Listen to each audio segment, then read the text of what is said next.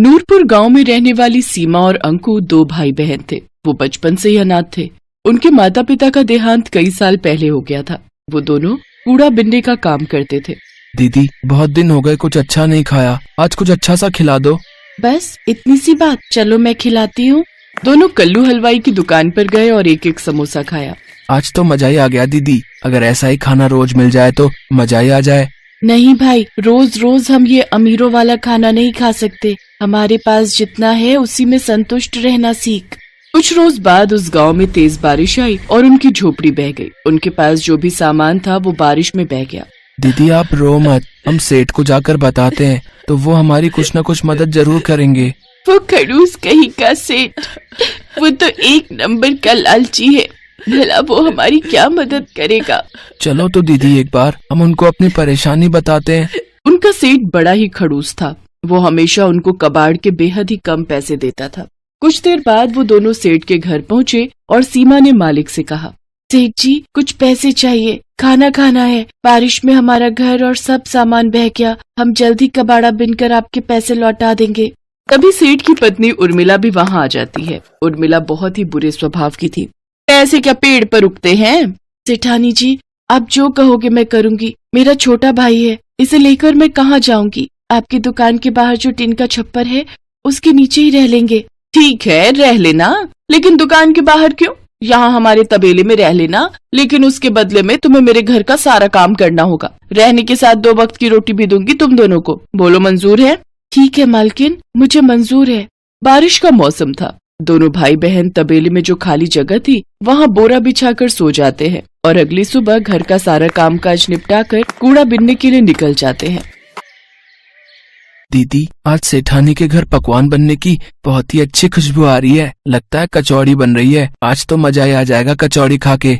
मैं तो सोच रही हूँ जल्दी से थोड़े से पैसे इकट्ठे हो जाएं, फिर हम अपनी झोपड़ी फिर से डाल लेंगे। तब तुम्हारी ये बहन तुम्हें अपने हाथों से कचौड़ी बनाकर खिलाएगी। कुछ देर बाद सेठानी 4 सूखी रोटी और रात की दाल लाकर उन्हें थमा देती है। सेठानी आप तो कचौड़ी बना रही थी। अंकु कब से उसकी ताक में बैठा था, उसका बहुत मन था।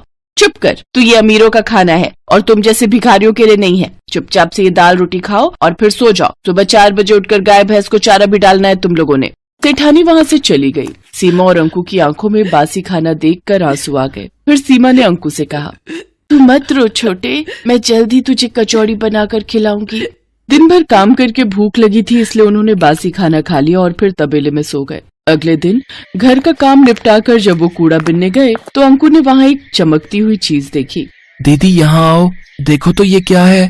सीमा ने जब उसे बाहर खींचा तो देखा वो एक बहुत ही सुंदर कढ़ाई थी। ये कढ़ाई, ये भला हमारे किस काम की? लेकिन बाजार में बेचकर पैसे जरूर मिल जाएंगे। हाँ लेकिन नहीं, हम इसे बेचेंगे नहीं। जब हमारी झोपड़ी बन जाएगी तब मैं अपने भाई को इसमें कचौरी बनाकर खिलाऊंगी। वो दोनों छुपकर उस कढ़ाई को तबेले में ले आए। अपने हाथ में कढ़ाई लिए सीमा अंकु से कहती है, एक दिन मैं अपने अंकु के लिए इसी कढ़ाई में कचौरी बनाऊंगी। दीदी मेरा मन तो अभी भी बहुत कर रहा है कचौड़ी खाने का। काश कि कोई जादू हो जाए और ये कढ़ाई कचौड़ी से भर जाए। उसके इतना कहते ही वो कढ़ाई कचौड़ियों से भर गई। दोनों भाई बहन ये चमत्कार देखकर हैरान थे। इसका मतलब ये कोई जादुई कढ़ाई है, इसीलिए इतना चमक रही है। मैं एक बार और कहती हूँ, काश कि जल्दी से कोई जादू हो जाए और ये कढ़ाई मिठाई से भर जाए। उसी पल वो कढ़ाई मिठाई से भर जाती है। दीदी इसमें तो सचमुच मिठाई आ गई। मुझसे तो अब इंतजार नहीं हो रहा। सेठ सेठानी भी सो गए हैं। चलो अब जल्दी से ये खाना खा लेते हैं। उन दोनों ने सेठानी का दिया हुआ खाना भैंस को डाल दिया और पेट भरकर वो पकवान खाए। फिर उस कढ़ाई को ले जाकर तबेले में घास के नीचे छुपा दिया। जब भी उन दोनों को भूख लगती वो कढ़ाई से अपना मनचाहा खाना मांग लेते। साथ ही सेठानी का दिया हुआ बासी खाना गाय भैंस को डाल देते। अगले दिन उन दोनों की सेहत को देख सेठानी अपने कमरे में सेठ जी से कहती है, इन दोनों को तो मैं बासी खाना देती हूँ, फिर भला इनकी सेहत पर कोई असर क्यों नहीं हो रहा? ये दोनों तो दिन पर दिन फूलते ही जा रहे हैं। सही कहा भाग्यवान। मैं भी देख रहा हूँ कि कुछ दिनों से इनकी सेहत बहुत अच्छी हो गई है। कहीं ऐसा तो नहीं कि कबाड़ बीनते हुए इनके हाथ कोई खजाना लग गया हो। तुम इन पर नजर रखना शुरू कर दो। इसके बाद सेठानी ने उन पर नजर रखना शुरू कर दी और उसे उनकी उस जादुई कढ़ाई के बारे में पता चल गया।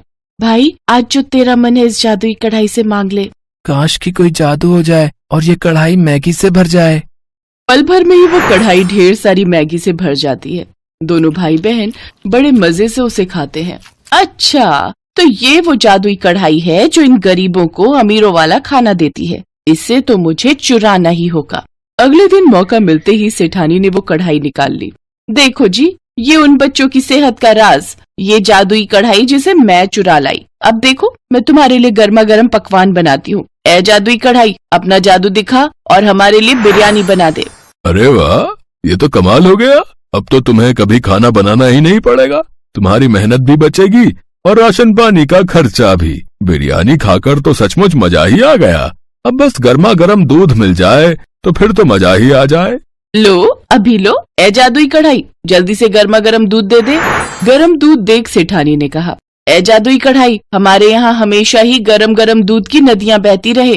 तभी पूरे घर में गर्मा गर्म दूध की नदियाँ बहने लगी और सेठ सेठानी के पैर उसमें जलने लगे।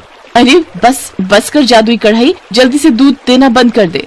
दोनों के पैरों में खौलते दूध से छाले पड़ गए, लेकिन कहीं किसी को इस बारे में पता न चल जाए, इस कारण वो चुपचाप वो दर्द सहते रहे। सीमा ने ये सब देख लिया और दरवाजे पर खड़ी सीमा कहने लगी, आज आपके लालच ने सेठानी जी आपको कितनी बुरी तरह जला दिया। काश की कोई जादू हो जाए और ठंडे पानी से ये घर बच जाए।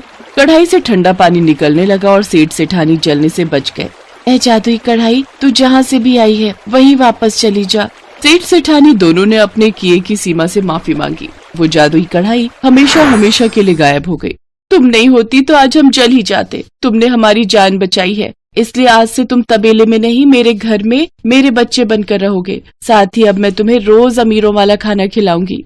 उस दिन के बाद से सेठ सेठानी दोनों बच्चों को अपने बच्चों की तरह प्यार करने लगे और उन्हें अच्छे स्कूल में पढ़ने के लिए डाल दिया।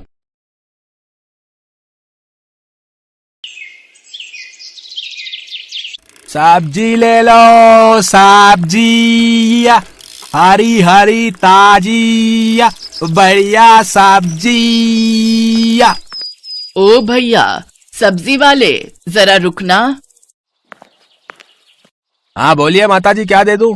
आलू, प्याज, टमाटर, भिंडी, गोभी, टिंडा, करेला, शिमला मिर्च, तोरई, सब बढ़िया बढ़िया लाया हूँ सब्जी।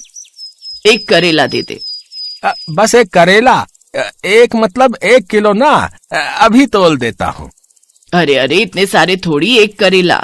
मुझे बस एक ही करेला चाहिए, 1 किलो नहीं। एक करेला थोड़ी दूंगा माताजी, उसमें क्या तोल भाव करूंगा बताइए। अरे जब चाहिए एक तो एक ही खरीदूंगी ना। तू तौल कितना है, मैं तुझे अपने हिसाब से पैसे दे दूंगी। 5 रुपए का बन रहा है एक करेला। इतना जरा सा करेला 5 रुपए का? पागल समझा है क्या मुझे? ये पकड़ 2 रुपए और करेला इधर दे। हाँ दे रहा हूँ माताजी, और बताओ क्या लेना है? बस और क्या लेना है, एक करेला काफी है। आज इसकी सब्जी बन जाएगी, कल दोबारा आएगा तो फिर कोई सब्जी ले लूंगी। कैसी कंजूस है ये माताजी। एक टिंडा, एक टमाटर, एक प्याज और आज एक करेला। रोजाना मेरा इतना समय खराब कर देती है, मानो ढेरों सब्जी खरीदनी हूँ। अब तो इस गली में रुकूंगा ही नहीं। हाँ, दूसरी गली से निकल जाऊंगा। राम जाने इनके घर वाले इनके साथ कैसे रहते होंगे। ये है संतोष। संतोष अपने पति और बेटा बहू के साथ इस मोहल्ले में कई सालों से रह रही हैं। संतोष के कंजूस स्वभाव को मोहल्ले में सब जानते हैं, इसलिए सब संतोष से दूर रहते हैं। संतोष कंजूस होने के साथ साथ बहुत ही चालाक भी है। अपने पैसे बचाने के लिए वो कोई ना कोई नया तरीका ढूंढती रहती है। बहू, इस करेले के 6 टुकड़े आराम से हो जाएंगे, हम सबको पूरे होंगे। एक प्याज डालकर इसकी सब्जी बना लेना, रात में कोई इतना नहीं खाता। एक करेले की सब्जी पूरी हो जाएगी। बस जहां देखो वहां कंजूसी करके अपने पैसे बचाती रहती हैं। भला एक करेले की सब्जी पूरी होगी? सूंघ सूंघ कर खाना पड़ता है सब कुछ। मन ही मन क्या बुदबुदा रही है? अब कुछ नहीं माँ जी, वो चीनी का डिब्बा खाली हो गया है, चीनी लौटनी थी। क्या चीनी खत्म भी कर दी? कितनी चीनी लगा देती हो बहू। जाओ भंडार घर से डिब्बा उठा कर लाओ, मैं खुद दूंगी, अपने आप मत लेना। शालू चीनी का डिब्बा ले आती है। ये हुए 5 चम्मच, 8, 9 और ये हुए 10। ये लो बहू, पूरे 10 चम्मच चीनी है। ये चीनी 2 महीने चलनी चाहिए। चाय में गिनकर सिर्फ 5 दाने चीनी के डाला करो, ज्यादा मीठी चाय सेहत के लिए अच्छी नहीं होती। माँ जी 10 चम्मच, वो भी छोटे वाले, ये 2 महीने चल जाएंगे, ये तो कुछ भी नहीं है। ये चीनी तो 15 दिन क्या 1 हफ्ता भी नहीं चलेगी माँ जी। जितनी दी है उतनी ही लो, इससे ज्यादा नहीं मिलेगी। घर चलाना किसे कहते हैं, मेरे से सीखो। संतोष और शालू अभी बात कर ही रहे थे कि तभी दरवाजे पर बिजली के बिल वाला आ जाता है। माताजी बिजली का बिल ले लो। हैं, इतनी जल्दी बिजली का बिल आ भी गया? अभी तो आया था, लाओ भैया दो। संतोष बिजली का बिल देखते ही घबरा जाती है। 8,000 रुपए, इतना बिल? ये सब गर्मियों की वजह से हुआ है। गर्मियों में और चलाओ, पूरी रात एसी, दिन में भी एसी एसी। अब पंखा चला रखा है, इसे बंद करो। आज मौसम अच्छा है, मैं ऐसे ही बैठूंगी। क्या हुआ संतोष, इतनी गुस्से में क्यों हो? ये लो बहू, दशहरी आम आ गए हैं, रास्ते से लेता हुआ आया हूं। ठंडे पानी में भिगो दो, रात को सब मिलकर खाएंगे। अरे क्यों इतना खर्चा करते हो? अभी दशहरी आम 80 रुपए किलो है। जब 20 रुपए किलो हो जाए तब सोचना लाने के बारे में। बेकार में इतने खर्चे करते रहते हो। ये देखो, बिजली का बिल 8,000 रुपए का आया है। माँ ये तो कुछ भी नहीं आया, मेरे दोस्त का 15,000 का बिल आया। दिन रात एसी चलाते हैं वो लोग, हम लोग तो फिर भी कितनी बचत करते हैं। माँ जी तो दिन में भी पंखा नहीं चलाने देती हैं, बोलती हैं ठंडा मौसम में बंद कर दे। तो इसमें गलत क्या है? हैं, बचत करती हूँ। संतोष, गर्मियों में तो कम से कम कंजूसी करना छोड़ दो, सर्दियों में तो अलग बात है। वैसे ही बिजली का बिल कम आता है। कितनी गर्मी पड़ रही है, मई का मौसम लग गया है। ये 3-4 महीने ही होते हैं जो गर्मी ज्यादा होती है, फिर आगे कौन सा इतना बिल आना है। तुम भी फालतू की चिंता करती हो। बहू पंखा खोल दो, गर्मी हो रही है। अरे बाहर कितनी ठंडी हवा चल रही है, बारिश आने वाली है, मौसम अच्छा है। जब प्राकृतिक पंखा चल रहा है तो ये बिजली के पंखे चलाने की क्या जरूरत है? तुम लोग नहीं सुधरोगे, मुझे ही कुछ करना पड़ेगा। पता नहीं संतोष के दिमाग में क्या चल रहा था। एक दिन संतोष टीवी में एक नाटक देख रही थी जिसमें उसने देखा एक औरत ने मीटर की सेटिंग करवाई थी, जिससे उसका बिजली का बिल बिल्कुल भी नहीं आया। और वहीं से संतोष का दिमाग घूमने लगा। उसने एक बिजली की दुकान पर काम करने वाले एक लड़के को अपने साथ मिला लिया और उसे रिश्वत देने लगी। देखो भैया, मैं तुम्हें अभी के अभी 200 रुपए दूंगी, इस बिजली के मीटर में सेटिंग कर दो ताकि बिजली का बिल कम से कम आए। और ऐसी सेटिंग करना कि बिजली विभाग वालों को पता न चले। माताजी चिंता मत करो, हमारा तो ये रोज का काम है। मैं मीटर में ऐसी सेटिंग कर जाऊंगा ना कि बिजली विभाग वाले ढूंढ ही नहीं पाएंगे। पर 100 रुपए और बढ़ा दो माताजी, बड़े कम दे रही हो 200 रुपए। एक काम कर, तू जा, मैं किसी और बिजली वाले को बुला लूंगी। 200 से 1 रुपया ऊपर नहीं दूंगी। करना है तो कर, नहीं तो और भी बिजली वाले हैं मेरी नजर में। अरे अरे माताजी आप तो गुस्सा हो गए। कर रहा हूँ ना, कर रहा हूँ। ये लो, बस हो गया आपका काम। ये लो, कर दी मैंने सेटिंग। अब आपका बिजली का बिल कम से कम आएगा। संतोष खुश हो जाती है कि जितना मर्जी पंखे, कूलर, एसी चलाओ, बिल आएगा ही नहीं। माँ जी, बिजली चोरी करना अपराध है। अगर किसी को पता चल गया तो मैंने सुना है बहुत जुर्माना लगता है। तू अपने काम से काम रख, और खबरदार अगर तूने अपने ससुर जी और विनोद को ये बात बताई, वो कल ही सेटिंग हटवा देंगे। संतोष उस दिन के बाद घर में पंखे, कूलर, एसी, लाइट सब कुछ चला कर रखती थी। ये देखकर सब हैरान थे। शालू तो सच्चाई जानती थी, पर संतोष ने उसे साफ मना किया हुआ था। एक दिन पड़ोसन शांति संतोष की सारी बातें सुन लेती है। बस इतना सा बिजली का बिल, मुश्किल से 1500 रुपए का बिल आया है। ये तो मजे ही आ गए। इस बार कितनी बचत कर ली मैंने बिजली चोरी करके। देखा बहू, मैंने कितना दिमाग लगाया मीटर में सेटिंग करवा कर, बिजली का बिल कितना कम कर दिया। धीरे बोलती हूँ, दीवारों के भी कान होते हैं। अच्छा, तो ये संतोष बिजली की चोरी कर रही है।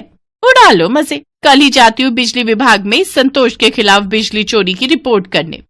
शांति संतोष से जलती थी। दोनों की शादी एक साथ हुई, एक साथ बच्चे बड़े हुए, पर संतोष की बहू दहेज अच्छा लाई थी और शांति की बहू दहेज नहीं लाई थी। एक दिन संतोष ने यही ताना शांति को मार दिया था, जिस कारण शांति संतोष से गुस्से में रहती थी। बदला लेने की भावना जब मन में आ जाती है तो इंसान कुछ नहीं सोचता। शांति ने बिजली विभाग वालों को संतोष के बारे में खबर कर दी। बिजली विभाग वालों ने संतोष के घर छापा मार दिया और मीटर की चेकिंग हुई, जिसमें साफ साफ घोटाला नजर आ गया। संतोष को 60,000 रुपए का जुर्माना भरना पड़ा। संतोष, तुम्हें कितना समझाया था कि इतनी कंजूसी करना ठीक नहीं है, पर तुम कहाँ मानने वाली थी। अब बचत करने के चक्कर में 60,000 रुपए का नुकसान हो गया। मुझसे बहुत बड़ी गलती हो गई। ये शांति ने सारा काम खराब किया है। उसने मुझसे बदला लिया है। माँ, ये बात अलग है कि शांति आंटी ने गलती की है, पर गलत तो आप भी हो ना। आपने तो बेईमानी की है। इतना बुरा लग रहा है, सबको पता चल गया। अरे अब बस भी करो आप और पापा जी। माँ ने तो हमारे लिए सोचा। ये अलग बात है, माँ जी भले ही कंजूस हैं पर बहुत सीधी हैं। उन्हें सही गलत का मतलब ही नहीं समझ आता। वो बेचारी तो गलती कर बैठी इसलिए ऐसा हुआ, पर आप दोनों तो जानबूझकर उन्हें डांट रहे हो। गलती इंसान से ही होती है। माँ को अपनी गलती का एहसास हो गया कि बहुत बड़ी बात है। माँ जी आप चिंता मत करो। अरे ये पंखा क्यों बंद है? रुको मैं अभी चलाती हूँ। अरे बहू रहने दे, बिजली का बिल बहुत आएगा। अब तो मीटर में कोई सेटिंग भी नहीं है। माँ जी अभी भी और सब ठहाका लगाकर हंसने लगते हैं। संतोष को अपनी गलती का एहसास हो गया था। उस दिन से संतोष ने कंजूसी करना छोड़ा तो नहीं, पर कम जरूर कर दिया।